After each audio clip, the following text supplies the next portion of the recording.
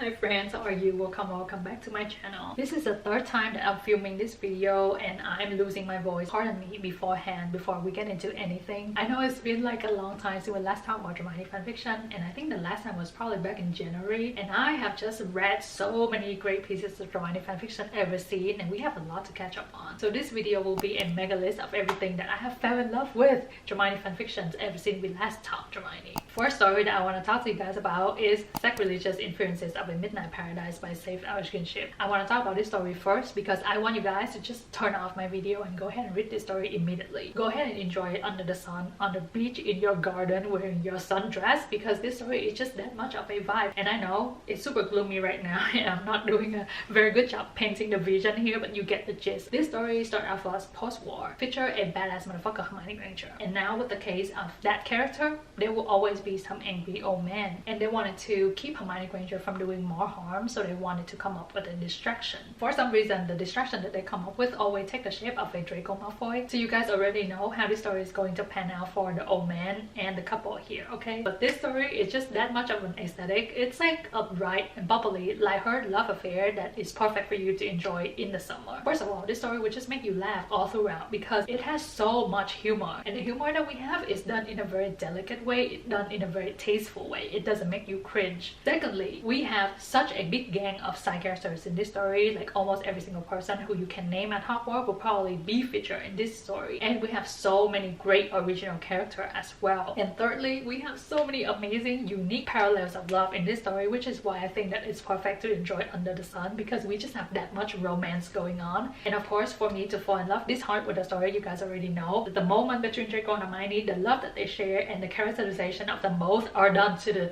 the T, okay? Like they are just perfection in this story. They're just chef kiss. And I feel like the love that Draco and Hermione share in this story is very powerful, but it's the way that they convey the love for each other is very soft and delicate. Like it touched the deepest corner in your heart and just make you melt into a puddle. But you know for sure, you know for a fact that they love each other, and you almost wish for that type of love to enter your life, okay? If you guys recall, Saved Ship, also author Tea and Necromancy, which is one of my beloved story of all time when it comes to dramatic fanfiction. Everything that I love about Tea and Necromancy, the pace, the plot, the writing, the side character, the love between Draco and Hermione, obviously, because I get to read everything that I love in a greater quantities here. My heart was always so full when I was reading this story. Secondly, it just also reminds me of like a combo of good thing. Like it has a little bit of that Simply Irresistible by Bookworm 1993. It had a little bit of that Remain Nameless by Hugh 19, and it also has a little bit of the Batmobile, Draco Malfoy and the Mortifying Audio of Being Loved by Izzy Sefke as well. So it's almost like a combo of all the nice things, okay? So you guys already know like this story is something else, okay? And if you guys watch my latest video, you guys will know that this story accompanied me throughout my entire trip to Vietnam in April. And aside from that trip, actually that was a very bleak period in my life, but this story was just a beacon of light. It just instantly lifted my mood every time that I came in to read this story. So of course I just want you guys to go ahead and enjoy this story too, because you don't have to worry about no writing, no pacing, no plot. You will have a good time, like I guarantee you 100%, okay? The second story that I want to mention, the love that I have for it is probably intensified by the fact that I finished reading and watching Pride and Prejudice this past couple of months. So we have A Miracle Born Magic by Music. This story is a Regency era story, okay? So we already have some little like Elizabeth Bennet and Mr. Darcy moment going on. So I also think that this is going to be perfect for the summer as well. This story started off as in the Regency era, obviously. Draco Malfoy, the gentleman, was looking for Hermione Granger to educate his son because Scorpius has started to display some sign of being non-magic. So he wanted to hire someone Muggle-born in order to teach Scorpius in the both way of life. And Hermione accepts his offer because she was in need of money to pay for some of her father's left behind debts. That synopsis alone, you may think that this story is very simple. I read this story somewhere before with dramatic fanfiction, but no, okay? Like everything about this story is just, again, so delicately done. Very, very tasteful in the softest way possible. Everything was just so lovely. It touched the deepest corner in my heart and made me melt into a puddle again. And obviously we cannot resist a gentleman Draco Malfoy characterization, right? But the Hermione in this story, she's very compassionate, she's very, very understanding, and she also is a beacon of light for me as well. We don't talk about Scorpius because that is just like baby fever material, and we also have a supportive Narcissa Malfoy. Like that's the whole package for you already. This story is one that I finished reading and then I immediately reread it for 2 or 3 times in the span of 48 hours after I finished reading it. And if you guys are into that Regency era aesthetic, some of that old money vibes here, this story is going to be perfect. I assure you once again that you will just have a good time. The next story that I fell in love with is probably going to make my Dramione all-time favorite list, like for sure, easily. We have The Politician Wife by Parade Fancier. This story, in my opinion, is probably one of the classic Dramione fanfiction that everyone has either read or loved or heard of before in the Dramione community. In the sense of Medical Remain Nameless or the Right Wrong series, I feel like this is among those type of top tier work, and it's one of the classics that I have yet to finish. Rosie, one of us friends on here, you guys know her, has reminded me like times and times again to read The Politician Wife. And I was in need of a short story of this length, so I head into it, and then I immediately understand why it's among the greats. I immediately understand why so many people had read it and love it and recommended it.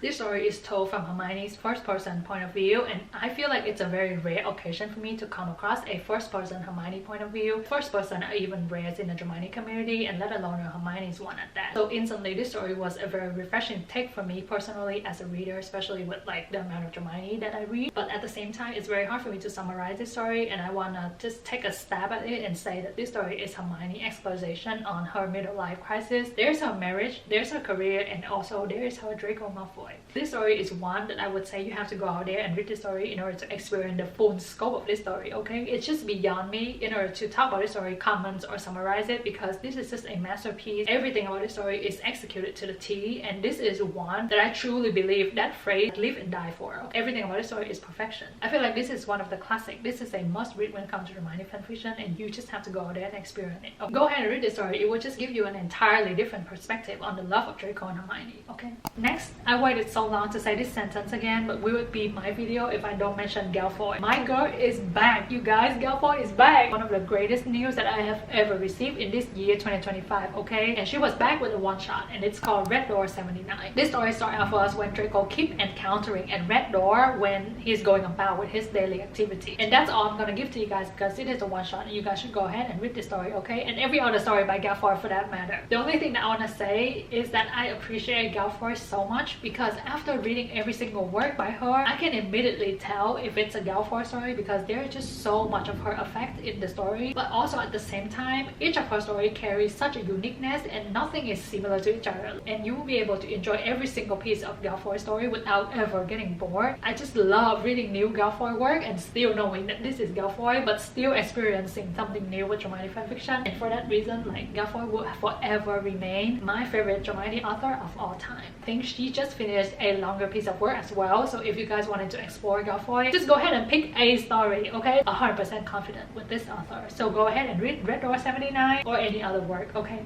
The next story that I want to talk to you guys about, I'm so excited to share with you guys, and we have We Don't Pray for Love, which is Pray for Car by Beloved Hunter. And this is also another story that it's very hard for me to summarize, but it's about Draco and Hermione falling in love and the focus of cars in their entire life. And I love how they just take a topic out of the mundane things, in this case like cars, and give us like such a masterpiece. Like, all I can say is that Beloved Hunter changed my whole Dramione career directory, and I wholeheartedly believe that Beloved Hunter has to be read by every single Dramione fan, especially if you love the love between Draco and Hermione. This author has a very unique exploration of Draco and Hermione's love. The love that we have by Beloved Hunter is a very companionship, friendship type of love. The love that you know will probably survive life and more. Draco and Hermione are just born for each other in the universe of this author. Like, the other people in their storyline cannot keep up. Only they exist in that sphere of love for each other. Very unique exploration of love between Draco and Hermione that would just make me think about it for days to come after I finish reading their work. Everything about the story is chef kiss, as is every single other story that I've read from this author. So once again, go ahead and read this story and explore this author if that is your thing.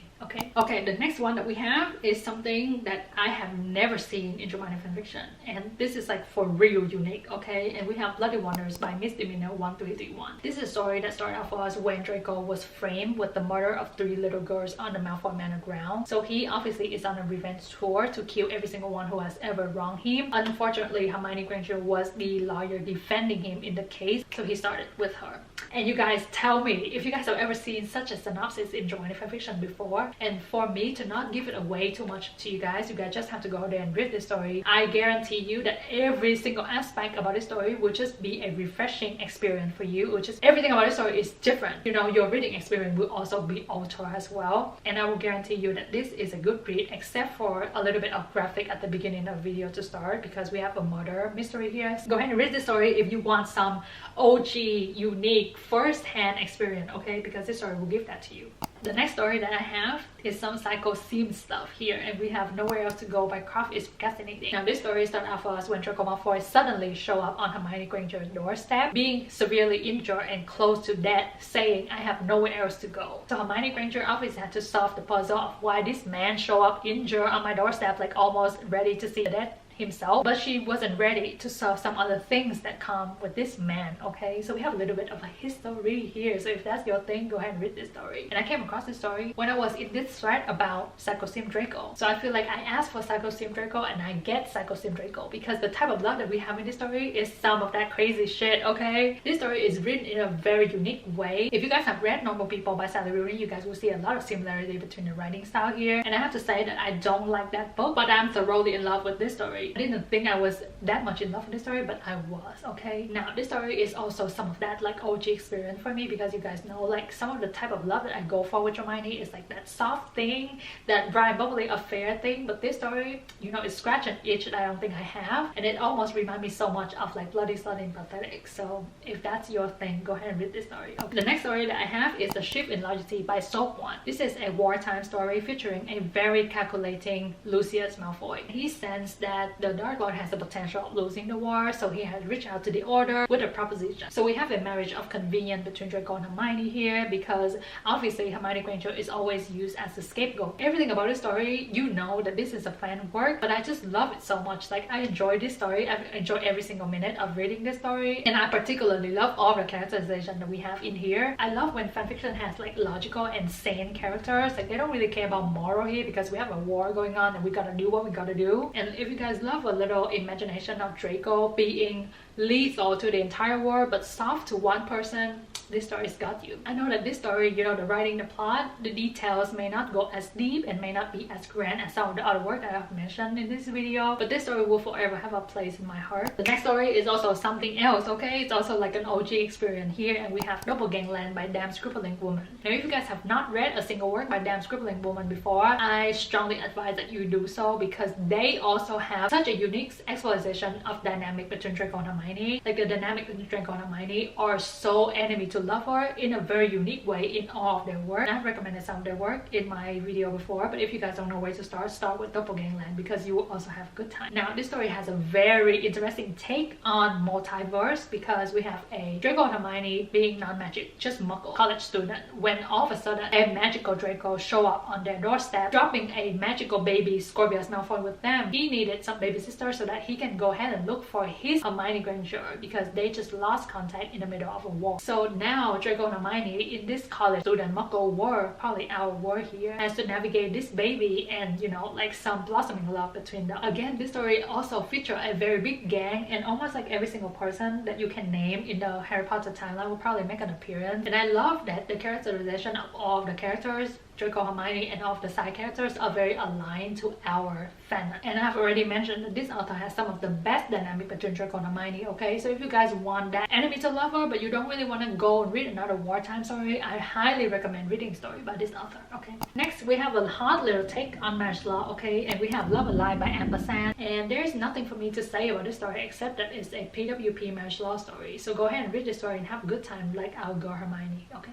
Second to the last long work that I have here is Rose Petal Compliment by Safe Our Kinship. Obviously, I was on a Safe Our Kinship roll. After Sacrilegious, I feel like I have to read every single work by this author, so I started with Rose Petal Compliments. And this is a short story about a Draco Malfoy who is venturing into the Muggle War because he is looking for some investment opportunity. And he is hanging out with the elites, of course. And he was invited to go to a weekend trip at a manor of some very, very high up in the elite group of Muggles. And if there's one word, or actually two words that I can use to describe this story, I would say that this story is very ethereal and very whimsical in a way. Like, it still has all the elements of a very, very good read, and it has all the elements that I love about Safe Our Kinship, but this story has a very interesting take, and I almost feel like I'm not sophisticated enough to understand it, but I still had a good time reading it anyway. And we have a very rich girl Hermione, so if that's your aesthetic and if you want to read more story where she is like from the upper class, also this story is perfect for the summer because it features all of that old old money aesthetic of that, you know, summers in the south of France or summer on the Lake Como type of vibe here. So if that's your thing and if that's what you want to read this summer, go ahead. Okay, the last long fic that I want to mention, I still don't know how I feel even though I finished reading this story back in February. Okay, so that's been 3 months, and we have Love in the Time of a Zombie Apocalypse by Rizzo. You guys already know how much I love Rizzo, how much I love the Dragon Brides, because it is just my number one, like my all-time favorite dramione of all time. And even years later now, I feel like there is nothing that comes even close to dethrone the Dragon Bride for me personally, and I have to say that that's even true with Love in the Time of Zombie Apocalypse as well. So this story is obviously set in a zombie apocalypse. This is a complete alternative universe where you don't know anything, you don't know any progress, you don't know any timeline, you probably just know some characters. Okay, you guys already know how much I feel about Rizzo, so obviously you don't have to worry about no plot, no premise, no writing. Everything is just perfectly executed in this story. So if you are looking for some of that OG experience with dramione fanfiction and you want a masterpiece, you want a mega piece to read, I recommend heading into this story immediately. I want to say that this story is a very heavy read, obviously with the zombie apocalypse going on and every horror that comes with a zombie apocalypse. But I feel like what is even worse about this story is the fact that how humans behave and interact in such a vulnerable time, especially those with power, those with connection, those with money. So if you are ready for some of that journey, if you are ready for such an adventure, maybe I'm too chicken and maybe I'm too vanilla of a reader, but I just don't know how to feel about this story. Did I have a good time reading this story? Yes, I had such a good time reading this story, but did I have a good time feeling after reading this story? Probably not. And I feel like this is giving me more of a heartbreak and more of like a tremendous heaviness, more than even Manacle. And I personally think that there are a lot of parallels and a lot of similarity between this Draco and Manacle Draco. So if you are looking for some of that Manacle Draco aesthetics, I feel like this story will give you what you need. I would live and die for, and I would reread the story if not for that characterization of Draco alone. But there are just so much in this story to get through. I finished reading this story and I just close it. Like there's no rereading for me because, you know, I just survive it. I don't know if I'm trying to convince you guys to read this story or dissuade you guys from reading this story. I'll leave that choice up to you guys. Overall, I feel like Love in the Time of Zombie Apocalypse is a masterpiece, and it lives among the other masterpieces in the dramione community. So if that's your thing, like go ahead and read this story because it will give you so many original experiences. I feel like it's so different from any other dramione story that you will masterpiece dramione story that you will read. Read it at your own risk, okay? Okay, now before I close out this video, I want to mention some one-shots. Actually, I want to mention an author, and that is Galaxy Sky. So you guys know that Galaxy Sky author Through a Cloud, A Path is Torn, recommended to us by Rosie once again. I feel like after that fic, I just want to read every single thing by this author. Every time that I need something short to read or every time that I need something, you know, to read before going to bed, I will find this author and I was never disappointed. Some of the favorite work that I've read by this author include Second Chances, The Avidity of Youth, The Naivety of You, Ginger Snap, and Mint Chocolate, which I want to say that you guys should read both of them as parallel universe from each other. These Won't Kill Times and Immense. I love every single piece of one-shots that I've read from this author, and I feel like you guys will have a good time reading their one-shot too. They have some of the most unique and impactful one-shots that I have ever seen. I would recommend anything by Galaxy Sky. And that's all of my favorite dramione work ever since January, and feel free to share with me your favorite reads of this year in the comment down below. I'm sorry that I was absent for so long and I missed talking to you guys about dramione fanfiction. My life has been getting a little bit busy with everything going on, but I hope you guys have a good time hanging out with me. I hope that you have a good time reading any of these work that I mentioned today, and we'll see each other soon, okay?